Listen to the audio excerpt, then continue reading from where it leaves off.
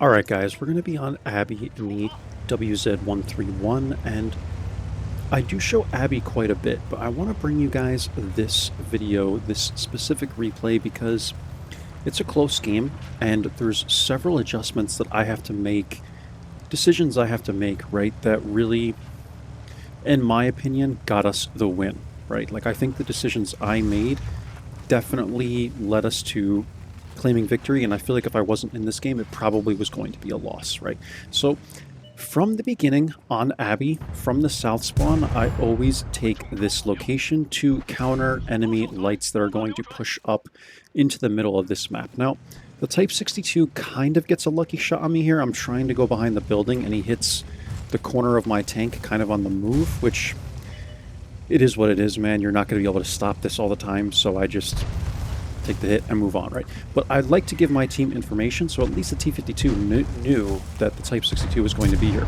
Then I'm going to poke up, try and get the team a little bit more information. P-43 ends up here.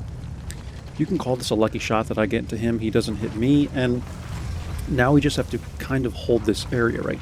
It's only me and the T-52 in this area, and there's not a lot of people spotted on the map. So keep this in mind. We still have a lot of mediums that are not spotted. There's tank destroyers. There's even the KV-3 hasn't been lit yet. Like, you never know sometimes with average players. Like, I've seen heavies come to the mid before, but eventually you're going to see kind of where some of these people are, and it's all about just making adjustments, right, guys? Kind of waiting for things to happen.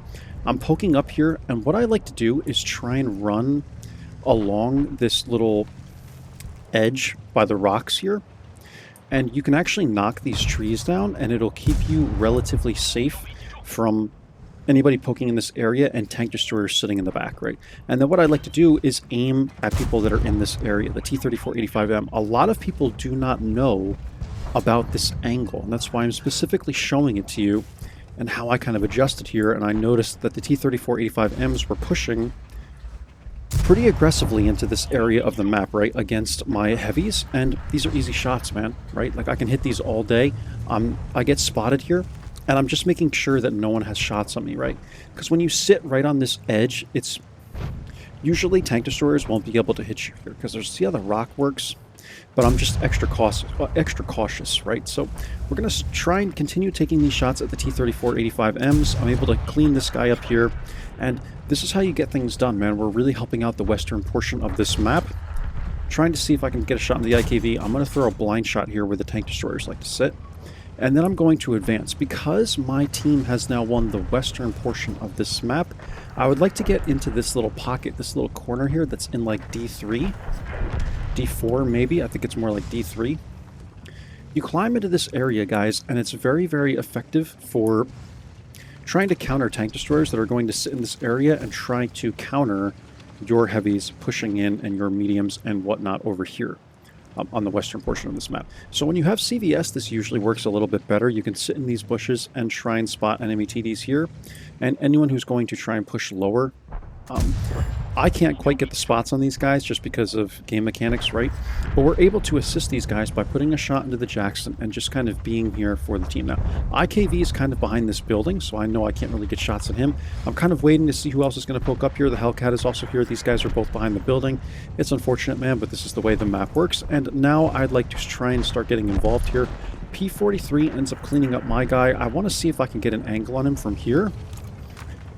He hides his tank pretty well, man, so at this point, I'm just going to take the shot from him. I know there's a little gap right here that he can hit me through, so it's like, whatever, man. I'll just take the shot. I'm going to focus my shot, clean up the P-43 so we can win the middle of this map. And now, what do you guys notice on the map? Well, we've pushed in. We have the north side of this map. It's good. The Cheeto's here. He's really the only other person that's a question mark, right? Because we weren't 100% sure maybe if this guy went like this a few seconds beforehand, but we know that he was just spotted now. So he's in this corner, and then it's just the arty. It's like, I don't really care that much about the arty.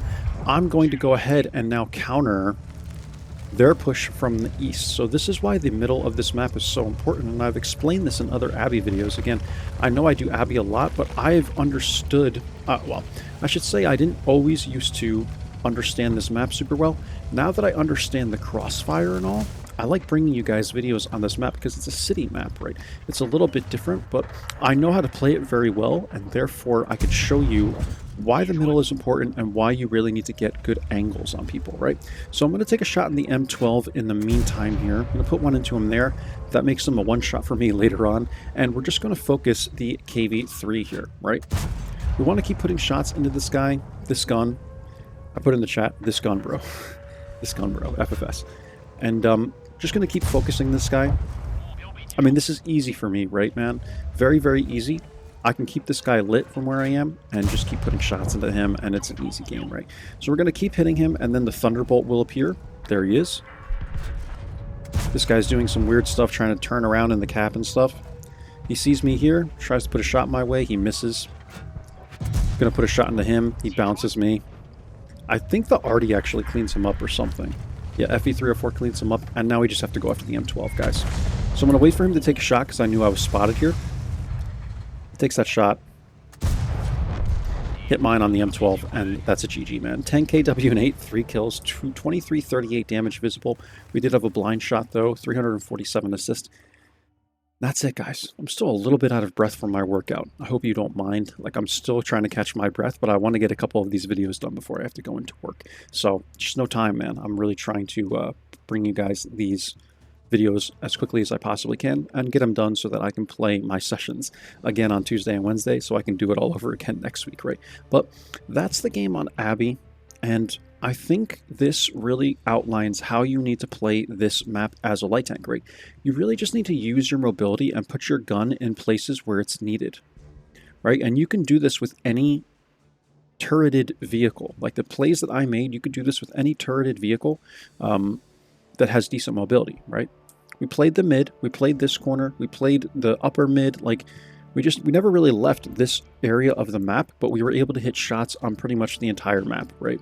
So that's why mid is important. That's why a lot of people like to rush to this area of the map right here. I prefer not to take this area of the map until later on when it's needed, because you just rush up there and someone else is always rushing up there and you end up losing a lot of HP, and I don't find it to be worth it, right?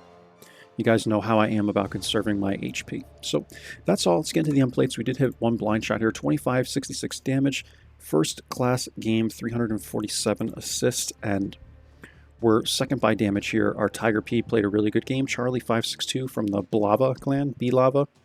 And shout out to that guy. He played very, very well. And that's it, guys. Nothing more to see here, honestly. I think this really shows you how you need to adjust and just put your gun in the right places on Abby. It was just a 7-minute game. Again, running this thing with Bounty Optics, Bounty Low Noise Exhaust, the V-Stab. This is actually the Bounty V-Stab, which you get from Battle Pass. And then I have a good amount of these in my garage. I think I had like 30 of them. So I just added this, and it gets you -30 to dispersion on the gun, which is pretty vital on this vehicle, I must say. Like the aiming time and there's just the dispersion of this vehicle, man, when it's on the move, like you really, really want to get a good reduction for this vehicle to the dispersion during movement and traverse, right? It's very important. Otherwise, you're going to be missing shots left and right. And even when you pretty much fully aim, like you saw that shot into the KV-3 that just hit the dirt, it's going to happen in this tank, man. There are some, I mean, that can happen to almost every tank, but there are some tanks where you notice that it just always seems like the shell wants to go on the outside of the reticle. And this is one of those tanks, unfortunately.